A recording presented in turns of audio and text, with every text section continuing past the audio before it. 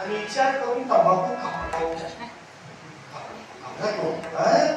पासा उन्न झाले तंबाखू तुमच्याकडे आमच्याकडे आहे आणि बाबा पासा उन्न झाली 10 उन्न झाली 10 उन्न झाली त्याला वाढवायचं असतंय पाला घ्यायचं काळेबारी घ्यायच्या आणि पुढे विक्री करून विकायचं 110 रुपये 120 रुपये किलो आता 80 रुपये कोण विचारणार आमच्याकडे खरं उगाच सांगायचं 150 रुपये किलो तंबाखू लक्ष द्या बरं का लक्ष द्या आणि पंचांग विचारला पंचांग सांगणार तुम्हाला मी फुकट सांगत नाही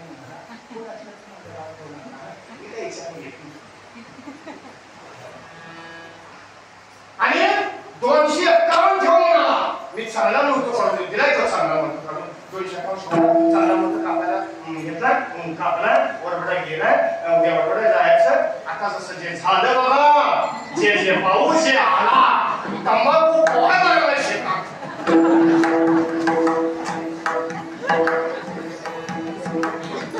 म्हणजे हे विचारायला गेलता बघा ते कवा तर शिट्टीवर घ्यायचा ते तंबाखू भिजल्यापासून लईच घ्यायला हवा पुण्यात गेला म्हणजे 24 तास सेवा उत्तर देखील घ्यायचं पुण्यात गेला मग 4 दिवसाला तिच्या भिरात मला तंबाखू पिजला ते पिजू दे मला सांगितलं तर कोण मग येण्यात आलं पंचांगवाला आमका तिकडे गेला तेव्हा होते अमुषा दारात त्याच्या लोक मावून एवढी लोक जरा धैर्य का जरा घेतलेली आता मारतोय म्हणाला इकडे तिकडे ये पण जरा भेटले म्हणाला काय तर काम काय काढायचं तसं तुला कळणार नाही जरा धैर्य म्हणाला बाबा लोक लई विचार आल्या ती लोक इष्ट म्हणतात त्या लोकांनी खरं तू जरा धैर्य काय करा नाही शकते विचारला अगं यांना असला मोठं काढून दिलाय तंबाखू अजून पवायला काढून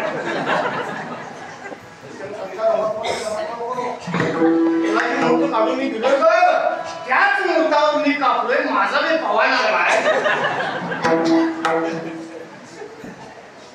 शेवटी देवावर